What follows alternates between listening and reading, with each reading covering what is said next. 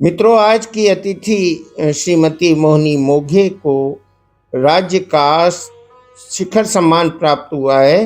मध्य प्रदेश सरकार के संस्कृति विभाग द्वारा दिए जाने वाला यह प्रतिष्ठित शिखर सम्मान 2022 में शास्त्रीय नृत्य के लिए इन्हें प्रदान किया गया। श्रीमती मोहिनी मोघे मध्य प्रदेश शासन महिला बाल विकास विभाग के बाल भवन में पदस्थ और कार्यरत हैं। मोहिनी जी, ये तो हर्ष का विषय है। कैसा महसूस कर रही हैं इस अलंकरण को आप प्राप्त करके? अच्छा भी लग रहा है, क्योंकि इतना बड़ा पुरस्कार प्राप्त करना एक अपने आप में गौरव की बात है।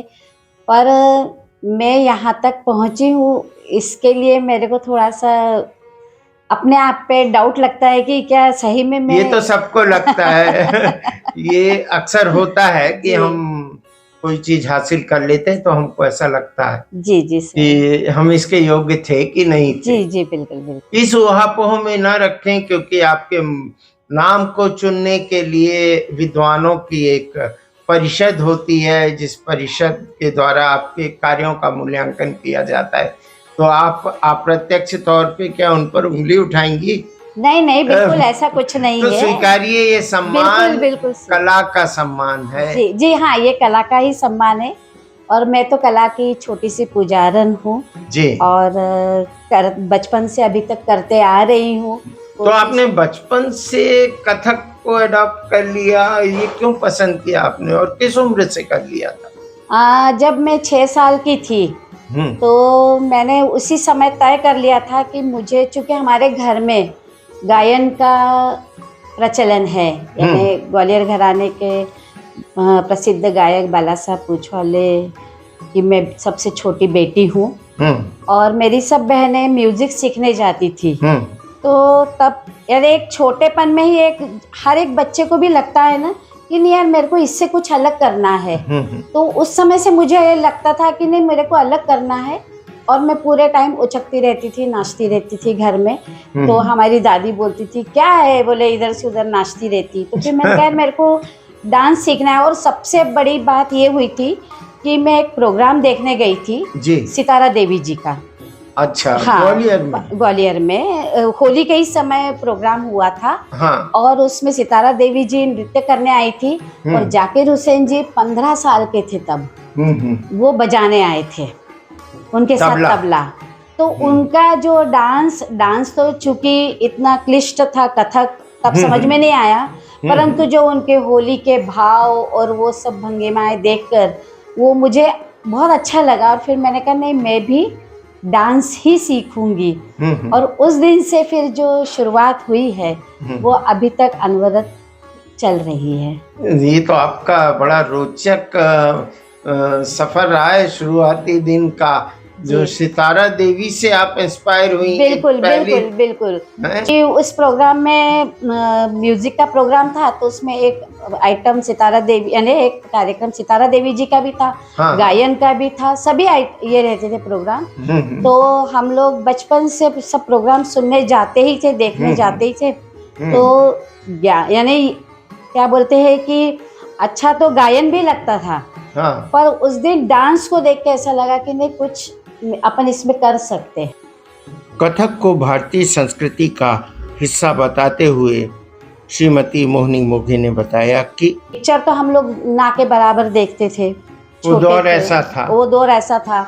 और टीवी था नहीं। हाँ। तो केवल रेडियो पे गाना सुनना, तो उस पे कुछ समझ में ही नहीं आता था, इसलिए फिल्मों से तो कोसों दूर थे। यानी फिल्मों से हम लोग नहीं, लेकिन फिल्मों में अभिनय किया आपने? हाँ, फिल्मों में अभिनय किया। वो सीखते समय जब हम कथक केंद्र में थे, हाँ, चक्रधर नृत्य केंद्र में स्कॉलरशिप में थे, तो तब हम लोग गुरु शिष्य परंपरा के अंतर्गत सीख रहे थे। तो उस समय ऐसे ही हुआ कि कुमार शाहनी जी आए और उनको इस पे ख्याल गाथा नाम की एक पिक्चर थी जी, उसमें संगीत का ही पूरा सफर था। हाँ। कि कहाँ से चालू हुआ है और ख्याल गायन और घराने और ये सब कुछ। तो उस पे वो फिल्म बना रहे थे। तो कला फिल्म थी, तो उसमें उनको कुछ ज़रूरत तो रहती ही आर्टिस्टों की। इसके बाद भी आपने और फिल्में की, ऑफर आए तो होंगे? हाँ, ऑफ़र तो आए थे, पर हमने किया नहीं, नाटक ज़रूर किए, यानी पर फ़िल्मों के लिए इतना रुचि नहीं थी। नहीं थी, और चूँकि और उस लाइन में आगे नहीं जाना था, हाँ, और हाँ। काम इधर ही करना था। अब तक आपने कितने स्टेज शो कर दिए हैं? अब ऐसी तो कोई सर गिनती नहीं गिनती है। नहीं है। क्योंकि चलिए उल्लेखनीय बता दीजिए, कहाँ-कहाँ की यात्राएं की हैं आपने? सबसे पहले तो हम लोग जब सीख रहे थे तभी हम लोगों ने रशिया गए थे, हम्म, तो वहाँ पर ये किस सन की बात है लगभग? ये सर है 86 87 के आसपास की है, एग्जैक्ट यानी वो मेरे को दौर याद नहीं आ रहा है। हाँ, पर 86 87 की ही है शायद, जब अपना भारत का ये रूस मैत्री सम्मेलन चल रहा तब था। यूएसएसआर था, बिल्कुल संयुक्त बिल्कुल सोवियत बिल्कुल संघ बिल्कुल का। सोवियत संघ का, तो उसके समापन समारोह में हम लोग गए थे, और वहाँ पर फिर हम लोगों ने झांसी की रानी का वो वाला जीवन वृत्त का थोड़ा सा पोर्शन ये किया था, क्योंकि वहाँ पर जो था पूरे भारत की संस्कृति को लेके प्रस्तुति थी, यानी कि आदि काल से लेके अभी तक की कल्चरल एक्सचेंज किया। बिल्कुल बिल्कुल बिल्कुल। तो उसमें फिर वो करते करते करते करते, यानी कैसे हमारे यहाँ मुगलों ने आक्रमण किया, फिर उसके बाद कैसे अंग्रेजों का राज्य चला, यानी ये सब करते हुए फिर तो पूरा आपने वहाँ एक्सप्लेन किया अपने नृत्य से। हाँ, हम ये अकेले बैले आपका किसके निर्देशन में कुछ याद है? हाँ, ये दरअसल क्या था कि चूंकि पूरे इंडिया से लोग गए थे, तो अपने भूमिका करके दिल्ली की एक संस्था है, जी जी, तो उसमें शर्मा जी थे, उनका नाम एग्जैक्ट याद नहीं आ रहा है, परंतु रविशंकर जी के भाई उनका भी था, यानी ऐसे 4-5 कोरियोग्राफर थे जिन्होंने मिलजुल कर हम लोगों को तैयार किया था। हाँ, जी जी, और करीबन हम लोग 200 लोग थे पूरे इंडिया से, और सबने अलग अलग 10-10 मिनट के ये अपने क्षेत्र को रिप्रेजेंट किया। शिक्षण कहाँ से प्राप्त किया था और आपके गुरु कौन कौन है? बचपन में तो मैं भारतीय संगीत महाविद्यालय में ग्वालियर में ही मैंने सीखा। फिर 4-5 साल का जैसे कोर्स होता है, वो होने के बाद फिर कथक केंद्र भोपाल, चक्रधर नृत्य केंद्र है, मध्य प्रदेश शासन ने उसको संचालित करती है, यानी तो गुरु शिष्य परंपरा के अंतर्गत 5 साल की स्कॉलरशिप में हमने वहाँ पर नृत्य का गहन अध्ययन किया। यानी गहन अध्ययन इसलिए बोला जाना चाहिए कि आज जैसे बच्चे आते हैं, हफ्ते में 2 दिन आधा घंटा सीख के चले जाते, तो ऐसा नहीं था। हमारा रोज का रूटीन था, सुबह 8 बजे से लेके दोपहर के 2 बजे तक हम लोगों को रियाज करना पड़ता था, और फिर 2 घंटे 3 घंटे का ब्रेक होने के बाद शाम को फिर 5 बजे से लेके 7 बजे तक का हमको रियाज करना पड़ता था, सीखना पड़ता था। आपके गुरु कौन थे? पंडित कार्तिक राम जी और उन्हीं के सुपुत्र पंडित रामलाल जी, जो कि रायगढ़ घराने के वरिष्ठ कथक गुरु है, यानी या ये कहना चाहिए कि एक स्तंभ है रायगढ़ घराने को स्थापित करने के में उनका बहुत बड़ा योगदान है। चाइना भी गई थी आप? जी जी बिल्कुल बिल्कुल। वो तो आप भूल ही गए अपने नहीं, वो अभी दरअसल वो अभी तक वहां तक बढ़े नहीं थे, इसलिए। जी। तो खैर कार्यक्रम तो होते ही रहते थे, है ना, और मध्य प्रदेश शासन ने भी बुलाया, बाकी प्राइवेटली भी जो ऑर्गेनाइज करते थे उनके कार्यक्रम चलते रहे। फिर यहाँ पर जबलपुर हम आ गए, और चूंकि महिला बाल विकास विभाग में मेरी बाल भवन में पोस्टिंग हो गई थी। जी हाँ। बच्चों को सिखाने के लिए। ये 88 में हुई थी? नहीं, ये मेरी 91 में हुई। 91 में हुई। उस दौरान भोपाल में? जी हाँ। नृत्य गुरु के रूप में जबलपुर में अपने कार्य का विवरण देते हुए श्रीमती मोहिनी मोघे ने बताया कि वे जब से जबलपुर आई हैं तो निरंतर प्रशिक्षण दे रही हैं। कोई भी नृत्य हो, चाहे फिल्मी हो, चाहे क्लासिकल हो, चाहे लोक नृत्य हो, उसमें आपको स्टेपिंग बहुत ज़रूरी है। और हम लोग के स्टेपिंग शब्दों के माध्यम से नहीं सिखाते हैं, हम उनको गिनती के माध्यम से सिखाते हैं, जिससे कि उनको एक पर्टिकुलर मूवमेंट्स तैयार हो जाए। अच्छा। और फिर छोटे छोटे गीतों को लेके या फिर उनसे पूछते थे, जैसे बाल गीत होते थे, वहाँ पे तो म्यूजिक की मैडम भी रहती थी, तो हम उनसे बोलते थे, वहाँ छोटे बच्चे बहुत आते थे, बाल गीतों पे हम उनको करवाते थे। और जैसे एक मैंने वहाँ पे नृत्य क्या बोलते हैं, वृक्ष आराधना करके मैंने वहाँ नृत्य करवाया था, तो जिसमें वृक्ष के ऊपर ही संस्कृत के श्लोक थे 10-12, तो पूरी उसकी 25 मिनट की हम लोगों ने उन बच्चों से यानी प्रोग्राम करवाया था। और बच्चों ने बहुत खुश होके, क्योंकि उनको नया सीखने को मिलता है, तो उसके लिए जरूरी नहीं है कि फिल्मी गीत होना बहुत जरूरी है। आपने वृक्ष आराधना की बात की जी, और इसका मतलब हम प्रकृति पूजक हैं सनातनी तौर। बिल्कुल बिल्कुल। हम आपसे आगे और जानना चाहेंगे कि सनातन में नृत्य का क्या महत्व है। विष्णु का भी नृत्य से कोई संयोग है? जी हाँ, बिल्कुल है।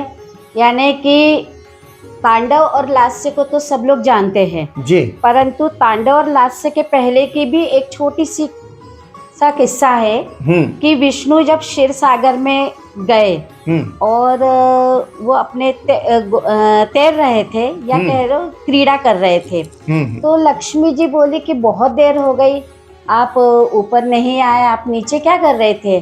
तो उन्होंने कहा कि मैं आनंद में डूबा हुआ था। तो बोले ऐसा कौन सा आनंद है?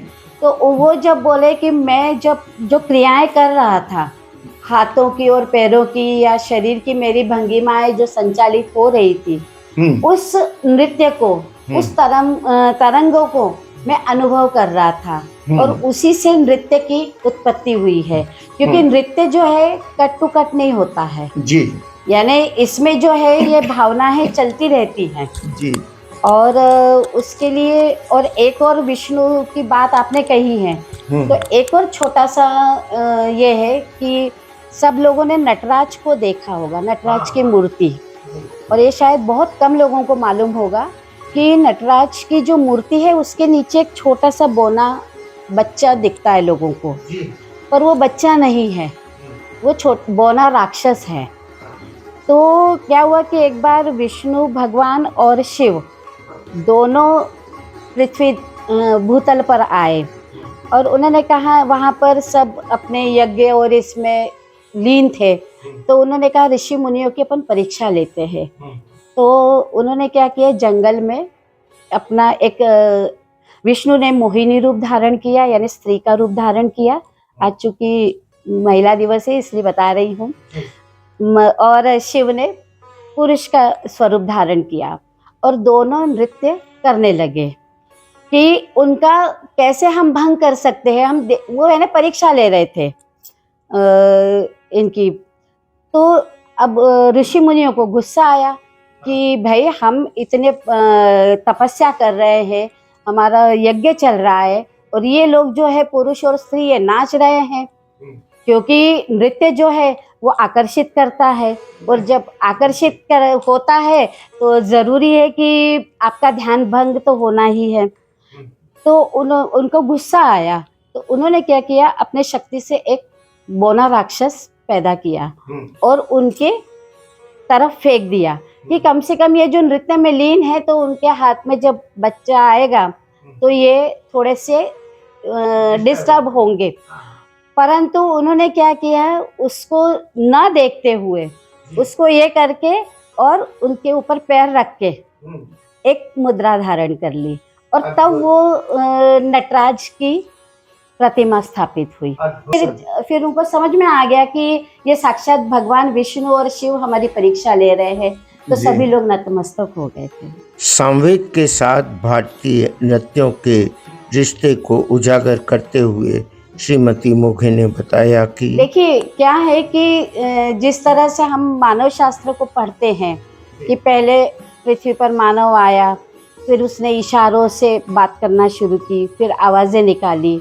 तो इसी को बढ़ाते हुए शास्त्र का जब निर्माण हुआ, तो शास्त्र को उन्होंने सामवेद, ऋग्वेद, ये सब भी वेद थे। तो नाट्य शास्त्र में उन्होंने क्या किया कि गायन, वादन और नृत्य और अभिनय, इन 4 विधाओं का उसमें विस्तृत सारांश दिया। और उसकी एक जैसे कहते हैं ना कि एक ये बना दी, सीमाएं बना दी, और उसका एक अर्थ तैयार करके सबके सामने प्रस्तुत किया कि इस तरह से आपको नृत्य को करना है। नृत्य में भी तो आप सबसे पहला नृत्य किसको मानती हैं, तांडव को या लास्य को? तांडव को ही, तांडव, शिव तांडव को सबसे तांडव को मानते हैं, क्योंकि तांडव जब हुआ तो तांडव जो है संहारक था। तो उनको, शिव को शांत करने के लिए देवी पार्वती ने लास्यमयी अभिनय किया, मुद्राएं की, और उनको वही अट्रैक्ट करने के लिए, उनको शांत करने के लिए लास्य नृत्य की उत्पत्ति। बहुत बढ़िया। दर्शकों, ये उपलब्धियां आपके समक्ष पेश कर रहा हूँ। शिखर सम्मान और शिखर सम्मान के उपरांत अनुवर्ती सम्मान। जबलपुर ने महसूस किया कि जबलपुर को गौरवान्वित करने वाली श्रीमती मोहिनी मोघे की जो जीवन यात्रा है और कृतित्व है, व्यक्तित्व तो आकर्षक है ही, कृतित्व भी कमतर नहीं है किसी भी स्थिति में। मैं उनसे आगे चर्चा करता हूँ उनकी शिष्या के साथ। क्या आप बैंक में जॉब भी करती हैं? जी।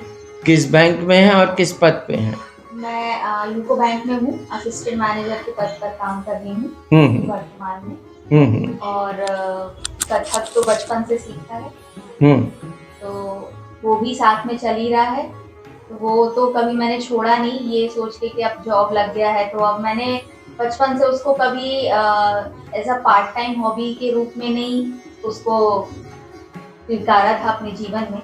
बस ये था कि वो है, वो कला जब प्राप्त हुई है तो वो जब अंदर से महसूस होता है, जब आप उसको धारण कर लेते हो अपने अंदर, तो फिर वो आपके अंदर से कभी छूटती नहीं है। तो ये असिस्टेंट मैनेजर का पद जो है, ये तो बड़ा जिम्मेदारी वाला है। बिल्कुल, बहुत ज्यादा जिम्मेदारी वाला है। और बैंकिंग इंडस्ट्री तो जैसा कि सब अभी जानते ही हैं, बहुत ज्यादा टारगेट, अचीवमेंट, अप्रेजल रहते हैं हमारे। तो वो भी अब व्यक्तिगत ये उस पे कैपेसिटी या व्यक्तिगत अनुभव पे डिपेंड करता है कौन कितना कर पा रहा है। तो मेरा तो बचपन से ये था, चाहे मैं कुछ भी करूं, चाहे मैं हायर स्टडीज जब बचपन में सीखते थे, कई बच्चे ऐसे होते हैं कि 10th-12th में आते हैं या हायर स्टडीज में जाते हैं तो कथक अगर सीख रहे होते तो छोड़ देते हैं। पर मैंने ऐसा कभी होने नहीं दिया। वो बैलेंस आपको बनाना पड़ता है, एक अनुशासन आपको अपने जीवन में लाना पड़ता है कि दोनों चीजें साथ में चलती रहें। तो मैंने भी एफर्ट डाला और कोशिश की कि बैंक की जॉब के साथ मेरा ये कभी छूटे ना। हाँ, लोगों को ऐसा लगता है, पर एक बार अगर कोई उनके सानिध्य में आ गया और जब उनको अंदर से पहचान लिया किसी ने, तो फिर ये कोई नहीं बोल सकता कि वो स्ट्रिक्ट है क्या। आपने स्टेज परफॉर्मेंस दिए हुए हैं? जी बिल्कुल। मैडम के साथ दिए, अकेले भी दिए? अकेले भी दिए हैं और सानिध्य में ज्यादा। तो जो बैंक के जो आपके रिक्रिएशन क्लब होता होगा, जी। तो उस कॉम्पिटिशन्स में तो आप ही नंबर मार के ले जाती होंगी। कंपटीशन तो नहीं होते, कल्चरल इवेंट्स होते हैं, कल्चरल प्रोग्राम्स होते हैं। वो भी अभी कुछ समय से होने लगे हैं। हाँ। जैसे बैंक का हमारा फाउंडेशन डे सेलिब्रेशन भी होता है हर साल जनवरी में, 6 जनवरी में। तो इसमें भी कल्चरल इवेंट बैंक ऑर्गेनाइज करता है। कोलकाता में हमारा हेड ऑफिस है वहाँ। तो वहाँ पे भी मैंने प्रस्तुति दी है। तो वो एक अलग से पहचान तो ज़रूर मिलती है, क्योंकि बाकी सब तो नॉर्मल फिल्मी डांस या ऐसा करते हैं और मेरी कला एक अलग दिखती है जब मैं शास्त्रीय करती हूँ, तो लोगों को पहचान में आता है। आपको फिल्मी गीतों के प्रति आकर्षण नहीं है? है ऐसे सुनने के लिए? हाँ, सुनने के लिए है, पर करने के लिए तो शास्त्रीय में ही ज़्यादा रुझान रहता है। आप ये बताएं कि फिल्मी और शास्त्रीय नृत्य में क्या डिफरेंस शास्त्रीय नृत्य में एक अनुशासन होता है, मुद्राओं का, आपकी भंगिमाओं का। और शास्त्रीय नृत्य जो है वो उसका जो जुड़ाव होता है वो उसको एक ईश्वर आराधना माना जाता है। हमारे जो नृत्य की जो परिभाषा है उसको ईश्वर आराधना माना जाता है। और फिल्मी गानों में तो ऐसा नहीं होता, या फिल्मी नृत्यों में ऐसा नहीं होता, वो सिर्फ मनोरंजन तक नहीं पहुंचता। हाँ, वो एक गहराई तक भी नहीं पहुंचते और वो सिर्फ मनोरंजन मात्र के लिए होते हैं। कई बार उनकी जो भाषा होती है वो भी इतनी वल्गर होती है कि आप उस पे अपने परिवार के साथ देख नहीं सकते या कुछ उनका अनुभव नहीं ले सकते हैं। पर मोहिनी दीदी, आपने बहुत छोटे छोटे बच्चों को भी सिखाया है जी। और आपके साथ में कोई गेस्टेड ऑफिसर है, तो कोई बैंक में सहायक प्रबंधक है, प्रोबेशनरी ऑफिसर है जी। क्या महसूस करते हैं आप? बहुत अच्छा लगता है कि बिल्कुल दोनों के विचार, दोनों की समझ टोटल अलग होती है। बच्चों के साथ बच्चे बनना पड़ता है। बच्चे जल्दी सीखते कि नहीं, सीखते तो दोनों एक जैसा ही है और टाइम दोनों को लगता है। क्योंकि क्या होता है, किसी भी चीज को साधने के लिए समय देना पड़ता है। और जैसे बड़ों को सिखाते तो उनको तो लगता है बड़ा इजी है, अरे ये तो क्या है, ठीक है। पर जब वो करते हैं, एक बार किया, 2 बार किया, फिर 5वीं बार गलत हो गया, फिर किया, फिर 10वीं बार गलत हुआ, तब उनको समझ में आता है कि ये इजी नहीं है, आसान नहीं। ये आसान नहीं है। हम समझ रहे थे इसको आसान। तो बच्चों के साथ क्या होता है कि बच्चे गलत भी करें तो भी हम उसको ध्यान नहीं देते हैं। हम कहते हैं कि ये टाइम दे, कम से कम उस आघात को ये महसूस करे। और करते करते जब वो उस आघात को महसूस करने लगेंगे, अपने आप उनमें वो बात आ जाती है। तो हम बच्चों पे कभी भी दबाव नहीं डालते। आप स्टूडेंट के रूप में सोचिए जी कि अगर आप स्टूडेंट हैं जी और ऐसे हर्डल आए कि आप नहीं सीख पा रहे हैं, तब आप क्या महसूस करेंगी? कि छोड़ दें? हाँ सर, बिल्कुल लगेगा बच्चे को कि यदि उसको दबाव डाला जाए, नहीं ऐसा नहीं, ऐसा है, तो फिर आप किस तरह से, कौन सा टूल इस्तेमाल करती कि बच्चे की रुचि भी बनी रहे और सिखाती भी रहे? पहले छोटे बच्चों के साथ तो हम बिल्कुल नहीं डांटते, प्रेशर नहीं देते, बिल्कुल प्रेशर नहीं देते हैं। वो जैसा कर रहे हैं करने देते हैं, क्योंकि वो बच्चा है। उसको अपन कितने भी बार बोलेंगे, 2 और 2 4 होते हैं, पर वो 2 और 2 5 ही बोलेगा। तो उसको 2 और 2 4 समझने के लिए उसको टाइम देना पड़ेगा। और चूंकि कला यानी कोई भी कला हो, उसमें रुचि आने के लिए उसको बार बार करना पड़ता है। और उस आवृत्ति को बार बार करते करते करते, चूंकि पेशेंस नहीं होता है, ना बच्चों में होता है ना बड़ों में होता है। बड़ों में तो बिल्कुल नहीं होता। डॉक्टर मेघा सोनी, आपका सब्जेक्ट क्या था? मेरा विषय था कथक नृत्य से मानवीय स्वास्थ्य पर पड़ने वाले सकारात्मक प्रभावों का अध्ययन। आपने क्या पाया? मैंने ये पाया कि कथक, जैसा कि लोग समझते हैं कि सिर्फ एक नृत्य, शारीरिक नृत्य की प्रक्रिया है, बट ऐसा नहीं है। ये एक मनोशारीरिक प्रक्रिया है जो अपने आप में एक अंदरूनी चिकित्सा का काम करती है मानव शरीर पर। और ये केवल आप करोगे, आप उसको 1 घंटा करोगे तो ये 4 पहलुओं पर आपके शरीर पर प्रभाव डालती है। एक शारीरिक, मानसिक, बौद्धिक और आध्यात्मिक। तो यही 4 पहलुओं पर मैंने केंद्रित करते हुए पूरा अपना शोध लिखा है। और फिर उसमें मैंने योग के पहलुओं को भी उजागर किया है कि कैसे योग से हमारी जो शास्त्रीय नृत्य विधाएं हैं वो कनेक्ट करती हैं, वैसे कथक भी करता है। फिर मुद्राएं जो होती हैं हमारे कथक नृत्य में, वो मुद्रा चिकित्सा से कैसे तो बेसिकली क्या आप साइंस की स्टूडेंट रही हैं? मैं साइंस की स्टूडेंट रही हूँ। मेरा सब्जेक्ट बायोलॉजी था, तो वो भी उससे भी बहुत सहायता मिली। इसके बाद में आपने एमए नृत्य में किया? जी, कथक नृत्य में एमए और फिर पीएचडी कर रही हैं? और फिर पीएचडी, फिर बैंक में जॉब। इतना अद्भुत कोरिलेशन जो है और सिंक्रोनाइज्ड कोरिलेशन मैंने पहली बार देखा है कि आप हाँ, काफी सारी बहुत जो क्लिष्ट बीमारियां होती हैं उनके लिए तो आपको निश्चित ही आधुनिक चिकित्सा का सहारा लेना पड़ता है, इसमें कोई दो राय नहीं। परंतु हाँ, आप अपने आप को स्वस्थ रखने के लिए उसका प्रयोग जरूर कर सकते हो। जैसे डायबिटीज है, ब्लड प्रेशर है, सबसे बड़ा आज की डेट में जो है स्ट्रेस मैनेजमेंट जो बहुत जरूरी है। मानसिक मानसिक जो प्रभाव सकारात्मक पड़ते हैं वो अपने आप ही आपके जो शरीर होता है उस पर सकारात्मक प्रभाव डालते हैं। आपके अंदरूनी जो प्रक्रिया होती है शरीर की, हमारे जो एंडोक्राइन ग्लैंड्स होते हैं, जो हमारे ब्लड सर्कुलेशन होता है, हमारे हार्ट पर सकारात्मक प्रभाव पड़ता है। इसीलिए तो पूर्व से अपने नृत्य परंपराएं या गायन परंपराएं चली आ रही है। ये जानना चाहेंगे कि कविता जो है जी, उस पे भी क्या कथक किया जा सकता है? बिल्कुल, क्यों नहीं किया जा सकता। कविता यानी पहले लोग गीतों पर करते थे, भजनों पर करते थे। भजन भी एक तरह से कविता ही है। और चूंकि कविताओं का एक अलग अलग प्रचलन होता है, ये किस मूड की कविता है। जैसे श्रृंगार रस की कविता है तो उस पे नृत्य किया जा सकता है। एकदम गद्यात्मक कविता जो है हाँ, आजकल उस पे करने लगे हैं प्रयोग है ये। बिल्कुल बिल्कुल, यानी कि हमने निराला जी की कविता थी ताक कमसे नवारी ताक, जो पे हम लोगों ने बहुत पहले किया था गद्यात्मक कविता पे। हाँ, गद्यात्मक कविता थी ताक कमसी नवारी, ताक कमसी नवारी। यानी कि अब इसमें शब्दों का अर्थ भी नहीं है पर कविता है तो उसको कैसे किया जाए, तो उसको हम लोगों ने पैरों के चलन के माध्यम से हम लोगों ने उसको वो किया था। और उन शब्दों को अलग अलग जैसे तिहाइयाँ बनाकर या अलग अलग शब्दों पर कैसे आप स्ट्रेस दे रहे हैं, वजन दे रहे हैं, तो उन शब्दों को वजन देते हुए एक ध्वनात्मक हमने उस पर प्रयोग किया था।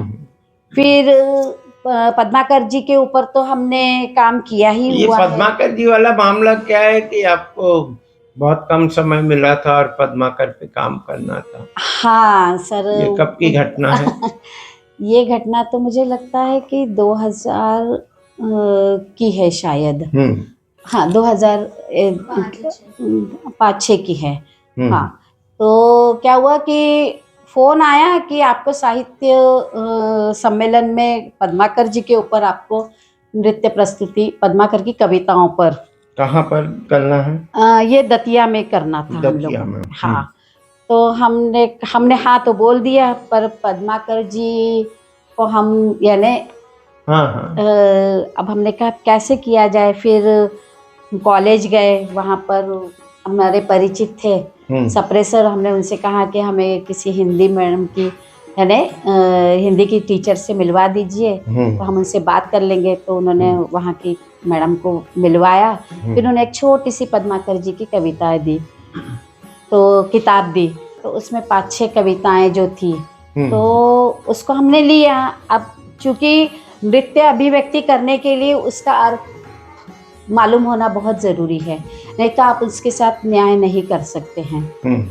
फिर छोटा सा हमने उनसे ब्रीफ लिया और 2 दिन में रिकॉर्डिंग की। प्रस्तुति से प्रभावित साहित्यकारों ने अपने मूल्यांकन में कहा कि यह प्रस्तुति पद्माकर की परिकल्पनाओं को साकार करती हुई प्रस्तुति थी। यशस्वी संगीतकार बाला साहब की इस पुत्री ने न केवल ग्वालियर बल्कि जबलपुर का भी गौरव बढ़ाया है। हमारी अनंत शुभकामनाएं हैं श्रीमती मोहिनी मोघे के साथ, उनकी कला यात्रा के साथ। प्रदेश के माननीय मुख्यमंत्री महोदय से पुरस्कार सम्मान ग्रहण करते हुए श्रीमती मोहिनी मोघे प्रफुल्लित हैं और प्रफुल्लित है संपूर्ण संस्कारधानी और मध्य प्रदेश भी।